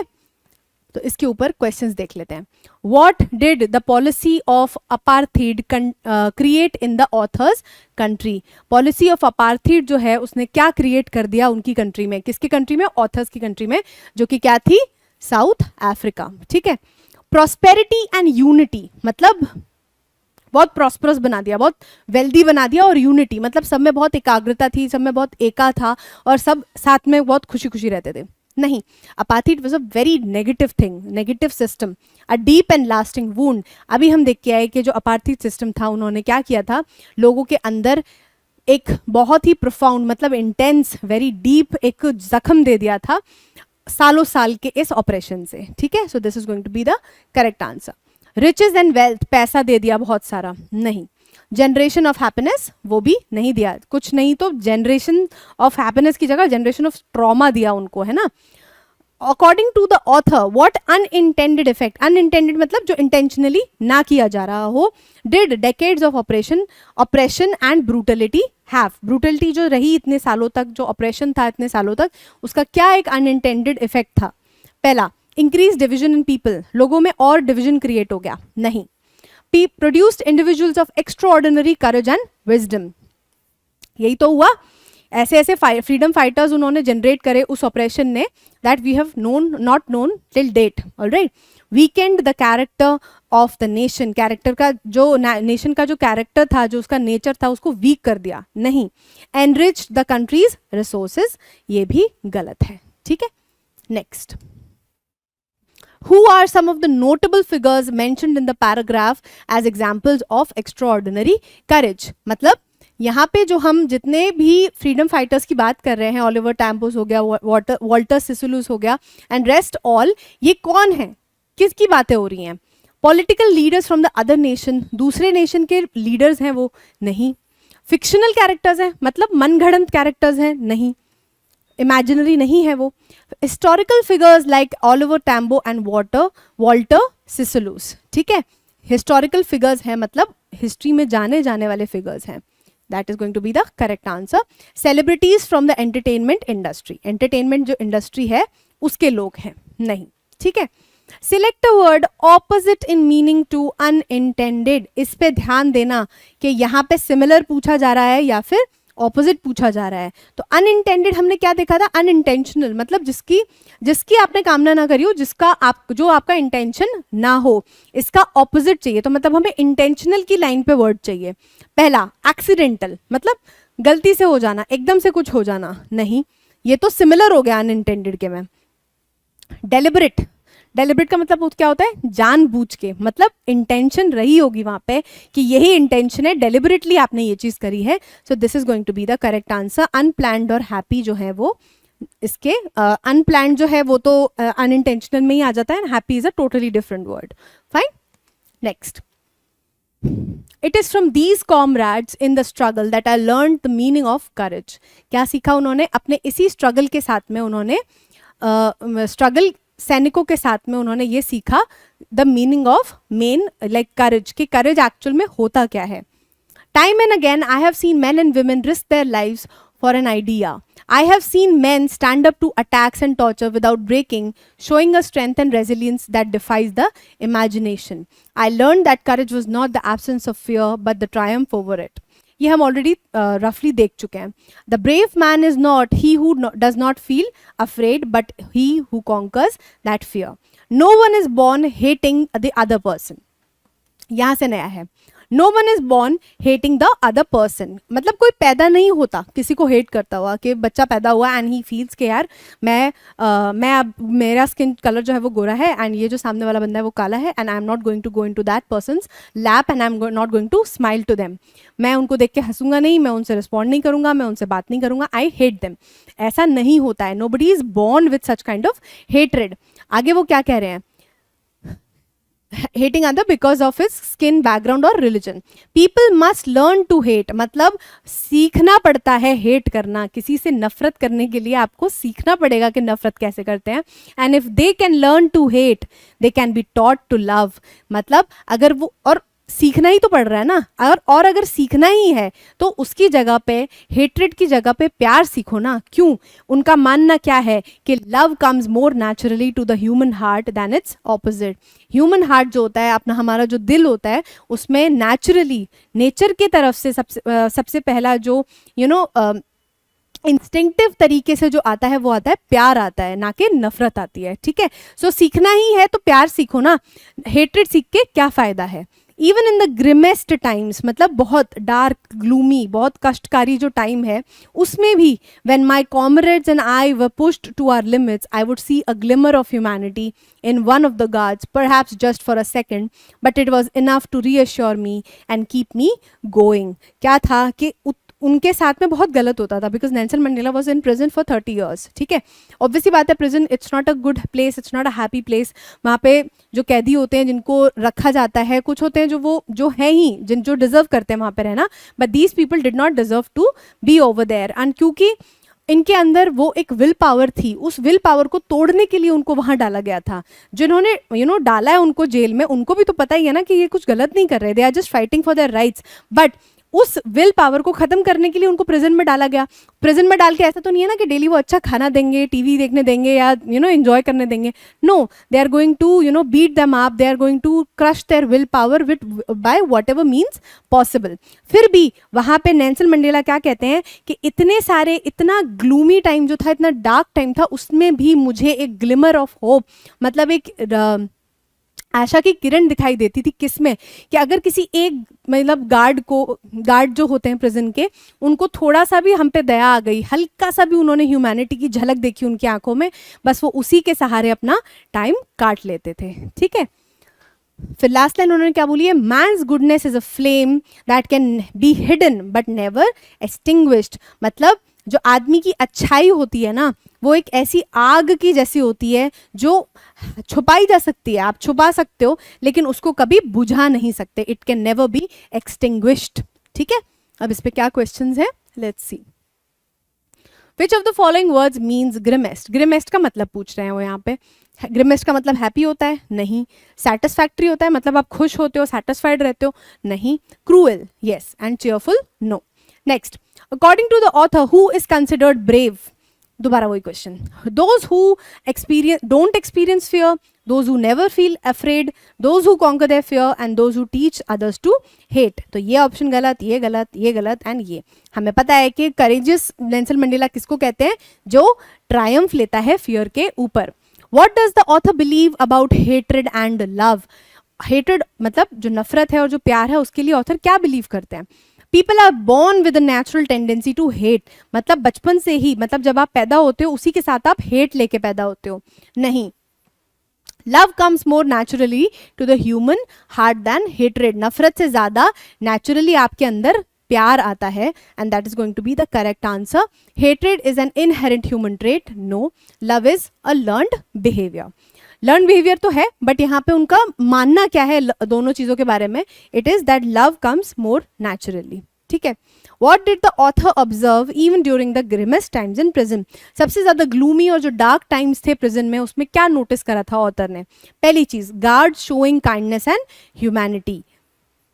यही आपका सही आंसर है कि एक छोटी सी किरण जो उनके मन में दिखती थी, कभी थोड़ी सी जो एक एक ray of happiness, ray of compassion जो आपको गार्ड के अंदर दिखता था, उसी को वो अपना एक वो डूबते को तिनके का सहारा जो कहते हैं उसको मान लेते थे वो, and he used to go on with his struggle. Guards intensifying their cruelty, cruelty वो बढ़ा देते नहीं. कॉमरेड्स लूजिंग होप, जो उनके साथ वाले थे वो लूज मतलब होप लूज कर दे रहे थे नहीं. Love extinguishing hatred, of course not. ठीक है, next. How does the author describe man's goodness, वो आदमी की अच्छाई को कैसे डिस्टिंग्विश करते हैं. पहला, इट कैन बी एक्सटिंग्विश्ड, वो बुझाई जा सकती है नहीं. It can never be hidden, no. It is unchanging, नहीं. इट कैन बी कंसील्ड, मतलब छुपा तो सकते हैं. यहाँ पे क्या बोल रहे हैं, it can never be hidden, छुपा सकते हैं. लेकिन it can be concealed but not put out. Oh sorry,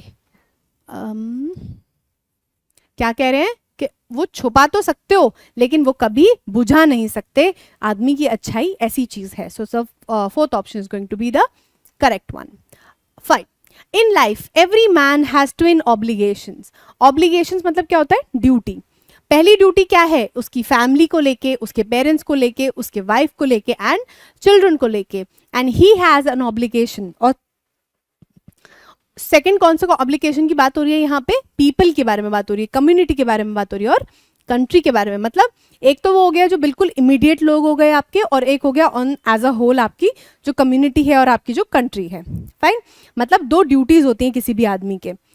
in a civil and human society each man is able to fulfill those obligations according to his own inclinations and abilities. मतलब एक civil और human society, मतलब जहाँ पे लोगों के अपने अपने राइट्स हैं आपके पास में, and it is a civil society जहाँ पे कोई किसी को ऑप्रेस नहीं करता है.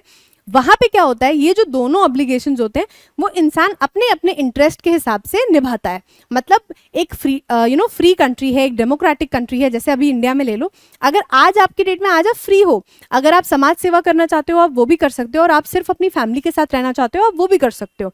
बट जहाँ पे ऑपरेशन है, डिस्क्रिमिनेशन है और जहाँ पे बेसिक राइट्स नहीं है, वहाँ पे एक इंसान के लिए दोनों ऑब्लिगेशंस या एक भी ऑब्लिगेशन पूरा करना is very difficult and it is next to impossible. ठीक है.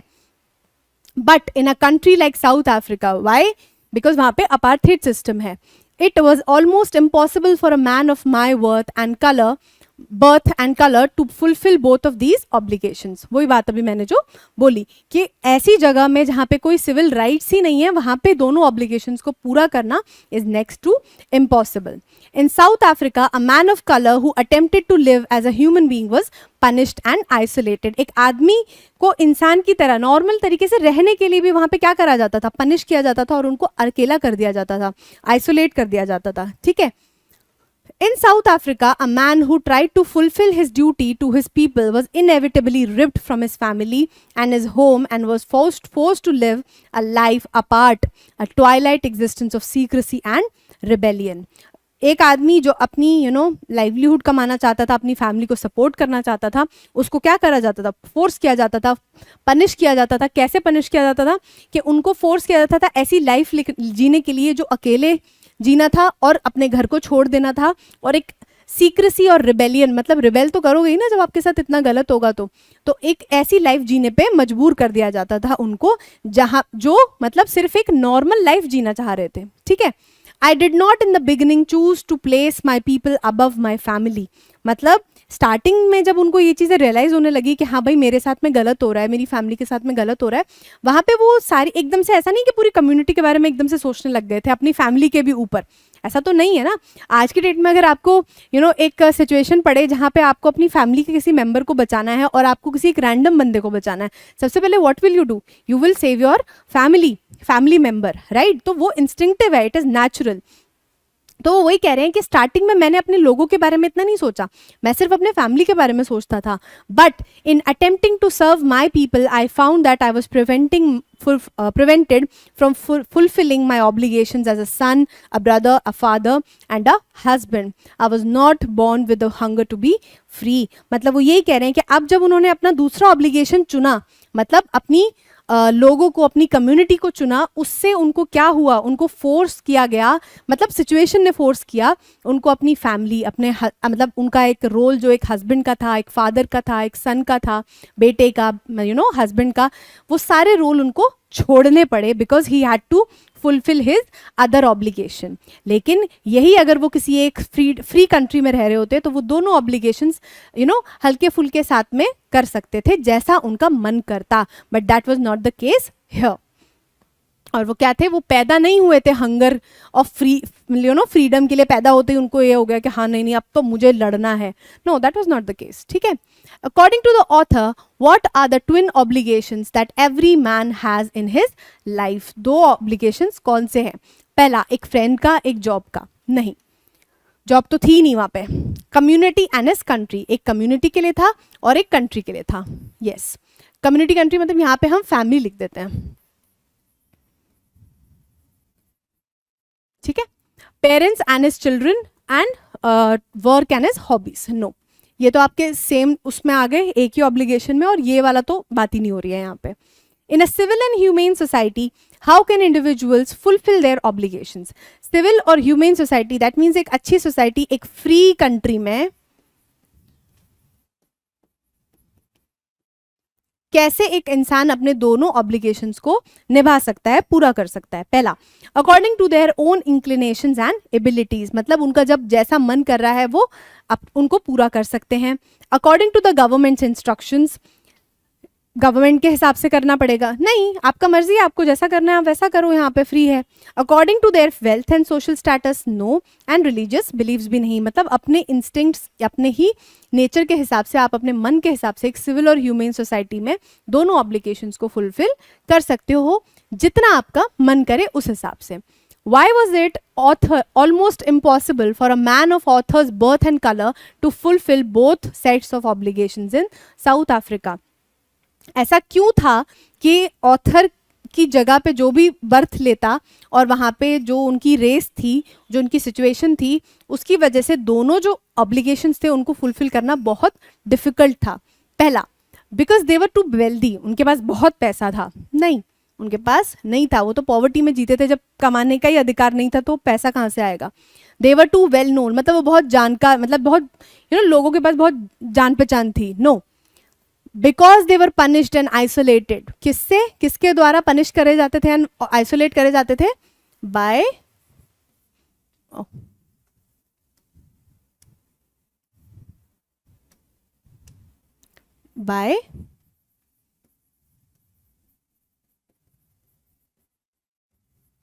Bye white people. ठीक है, और last, because they had no obligations, ऐसा भी नहीं है कि कोई ड्यूटी थी ही नहीं, ऐसा भी नहीं था। What happened to a man of color in South Africa who tried to live as a human being? वो एक आदमी जो सिर्फ एक नॉर्मल ह्यूमन बीइंग की तरह जीना चाहता है, उसके साथ साउथ अफ्रीका में क्या होता था? पहला, they were rewarded and celebrated, उनको अवार्ड दिया जाता था, उनको सेलिब्रेट किया जाता था? नहीं। They were given special privilege? नहीं, उनको कोई प्रिविलेज नहीं दी जाती थी। They were punished and isolated? Yes. And they were offered a life of luxury? No.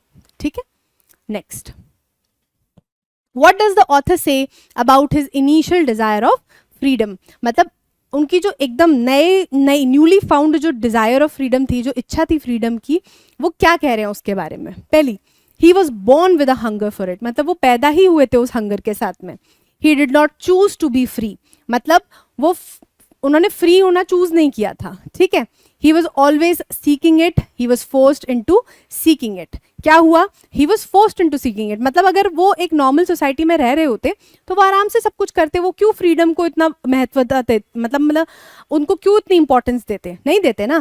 तो that means he was forced into seeking it, जो हंगर ऑफ फ्रीडम थी उसको ढूंढने के लिए उनको फोर्स किया गया बिकॉज ऑफ हिज सर्कमस्टांसेस। ठीक है, next, But then I slowly saw that not only was I not free, but my brothers and sisters were not free। मतलब एक टाइम आया उनकी लाइफ में जिसके बाद उन्होंने ये रियलाइज किया, सिर्फ ऐसा नहीं है कि सिर्फ मैं फ्री नहीं हूँ, मेरे भाई और बहन भी फ्री नहीं है।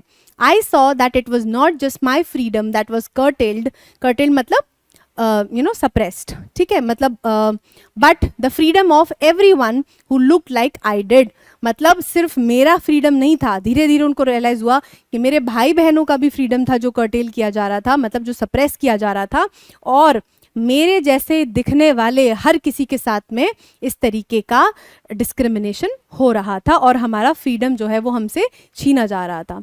That is when I joined the African national Congress, ये वो पार्टी है जिसके साथ में नेल्सन मंडेला जीते थे and he became the first black president. And that is when the hunger for my freedom became the greater hunger for the freedom of my people. तब वो उनके खुद का जो फ्रीडम था वो किस में चेंज हो गया? पीपल, उनके लोगों के लिए हंगर फॉर फ्रीडम में. मतलब अब उनके अंदर जो भूख थी फ्रीडम की वो उनके लोगों के लिए थी. ठीक है. It was this desire for the freedom of my people to live their lives with dignity and self-respect that animated my life, that transformed a young frightened man into a bold one, that drove a law-abiding attorney to become a criminal, that turned a family-loving husband into a man without a home, that forced a life-loving man to live like a monk. क्या मतलब वो बता रहे हैं. अब उन्होंने कई सारे कॉन्ट्रास्ट डेवलप करे. पहला क्या हुआ, यही डिजायर थी जिसने क्या किया, मेरे को फ्रीडम, मतलब अपनी फ्रीडम छोड़ के अब मेरे मेरे पीपल के फ्रीडम को मेरे को लड़ने के लिए फोर्स किया. मेरे के अंदर वो इच्छा आई, मेरे अंदर वो भूख आई उसके लिए. और दूसरी चीज उन्होंने क्या बोली कि मैं चाहता था कि मेरे जो साथ वाले जो लोग हैं जो मेरे जैसे दिखते हैं वो एक ह्यूमन एक लाइफ जिए, एक डिग्निटी के साथ में लाइफ जिए, एक इज्जत भरी लाइफ जिए.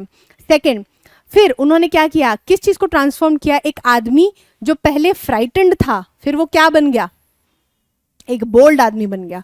देन जहां पे वो एक लॉ अबाइडिंग सिटीजन थे, लॉज को मानते थे, वो कौन बन गया, एक क्रिमिनल बन गया. ऑब्वियसली बात है, एक आदमी जो क्रिमिनल है, जो क्राइम कर रहा है, वो लॉज को फॉलो नहीं कर रहा है. ठीक है. देन फिर एक जो फैमिली लविंग हस्बैंड था, जो एक अच्छी खासी फैमिली को बिलोंग करता था, जिसकी अपनी फैमिली थी, उसको उसने किस में ट्रांसफॉर्म कर दिया, एक आदमी जिसके पास अपना घर तक नहीं था. एंड लास्ट, एक ऐसे आदमी, मतलब एक लाइफ लविंग, जिसको जिंदगी जीना पसंद था, उसको एक मंक, मतलब एक साधु की तरीके से उसने ट्रांसफॉर्म कर दिया. ऑलराइट. तो ये जो कंट्रास्ट हैं, दीज आर वेरी इंपॉर्टेंट. अब क्वेश्चंस क्या हैं? What realization led the author to join the African National Congress? किस realization, क्या उनको ऐसा realize हो गया जिससे उन्होंने ANC को join किया? The realization that he was already free, मतलब वो क्या, वो already free थे, ये realization था? नहीं. The realization that he needed a career change, उनको एक नया career बनाना था? No. The realization that not only his freedom but also that of others like him was curtailed, मतलब सिर्फ उनका ही नहीं, सारी जो उनके जैसे लोग दिखते हैं उन सबका फ्रीडम जो है वो स्टेक पे है, वो नहीं है उनके पास. It is being oppressed. The realisation that he had no desire for freedom, freedom की डिजायर ही नहीं होती तो फिर तो वो जाते ही नहीं ना, आगे लड़ते ही नहीं, कुछ करते ही नहीं. सो this is the wrong option. What became the author's greater hunger after joining the ANC? और बड़ी हंगर क्या बन गई ऑथर की जब उन्होंने ANC को ज्वाइन कर लिया? पहला, hunger for his personal success. क्या वो सिर्फ अपनी सक्सेस चाहते थे? नहीं. खाने की hunger? No. Hunger for his own freedom, अपना फ्रीडम चाहिए था सिर्फ उनको? नहीं. अब उनको क्या चाहिए था, अपने सारे लोगों का फ्रीडम चाहिए था जो उनके जैसे दिखते हैं. So that was the freedom he realised. The hunger grew for the freedom of his people after joining ANC. What did the author's desire for the freedom of his people led him to do? Author की जो Dzire थी अब अपने लोगों के लिए, अपने लोगों के फ्रीडम के लिए, उन्होंने क्या उनको फोर्स किया आगे कि आप क्या करो? जॉइंड अ मॉनेस्ट्री, उन्होंने एक मॉनेस्ट्री ज्वाइन कर ली, मतलब एक एक मॉन्क की लाइफ ज्वाइन कर ली? नहीं. एक लॉ अबाइडिंग अटर्नी बन गए, मतलब लॉ को मानने वाले बन गए? नहीं. Transformed him into a criminal, इससे वो ये बन गए थे. So this is going to be the correct answer. And उसके बाद उन्होंने कंफर्टेबल लाइफ जी? नहीं. What was the driving force that transformed the author from a frightened young man into a bold one? जो अभी हमने कंट्रास्ट देखे थे उसमें पूछ रहे हैं कि क्या ऐसी चीज हुई थी जिसकी वजह से वो एक फ्राइटेंड आदमी से एक बोल्ड इंसान में तब्दील हो गए. पहला, हंगर फॉर फूड, खाने की हंगर थी उनको? नहीं. Hunger for personal freedom, hunger for personal freedom नहीं थी, पहले थी, बट बाद में किस चीज की वजह से बढ़ गई? Hunger for the people of people to live with dignity. Hunger थी उनके अंदर, भूख थी उनके अंदर अपने लोगों को इज्जत भरी लाइफ देने की. And lastly, hunger for materialistic possessions. Materialistic possessions मतलब कोई भी मटीरियलिस्टिक चीजें, जैसे बड़ा घर, बड़ी गाड़ी, इन सब चीजों की हंगर थी? नहीं. How did the author's commitment to the freedom of his people affect his personal life? Author की जो कमिटमेंट थी अब इस फ्रीडम की लड़ाई को लेके, उसने उनकी पर्सनल लाइफ पे क्या असर डाला? पहला, it made him a family loving husband. अब उनकी जो फैमिली को वो बहुत प्यार करने लगे और मतलब he was fulfilling his first obligation. No, it allowed him to maintain a stable home. एक सधा हुआ घर उनको संभालने मिल रहा था। No, he turned him to a man without a home. अब उनके पास में घर भी नहीं रहा। क्यों? क्योंकि अब उन्होंने एक नया पाथ चुन लिया था जिसमें he was fighting against the apartheid system. Alright, it had no impact on his personal life. उनकी पर्सनल लाइफ पे कोई इम्पैक्ट नहीं पड़ा, and that is also wrong. So I think we have completed all of our extracts, जिसमें से significant questions आ सकते हैं, probable questions आ सकते हैं। इसमें अब कुछ छूटा होगा तो कुछ वर्ड्स छूटे होंगे, और जिनके मीनिंग्स हमने अभी शायद दोबारा डिस्कस नहीं करे हैं। चैप्टर में हमने पूरे डिस्कस करे हैं, बट यहाँ पे नहीं करे होंगे। बस वो कुछ एक या दो होंगे वो भी, but the most important concepts and the phenomenas we have discussed here. तो अब आपने क्या करना है, एक चैप्टर को दोबारा पढ़ना है अच्छे से, सारी पॉइंट्स को ध्यान रखना है कि वो क्या बोल रहे थे, और कई जगह पे जहाँ पे कंट्रास्ट बनाया गया है उनकी पहली वाली पर्सनालिटी और उनकी दूसरी वाली पर्सनालिटी के बीच में, वो सब कुछ आपको पता होना चाहिए। And do read the questions very carefully, क्योंकि एक्सट्रैक्ट बेस्ड में जो चैप्टर सिंपल होता है या फिर टफ भी होता है, तो वो क्या करते हैं, ज़्यादातर कन्फ्यूजिंग क्वेश्चंस बनाते हैं, कन्फ्यूजिंग ऑप्शंस बनाते हैं। तो उस पर आपको ध्यान देने की बहुत ज़रूरत है। ठीक है, अब अगले लेक्चर में हम क्या करेंगे, इसके लॉन्ग आंसर क्वेश्चंस कंप्लीट करेंगे। Till then keep revising, take care, bye bye.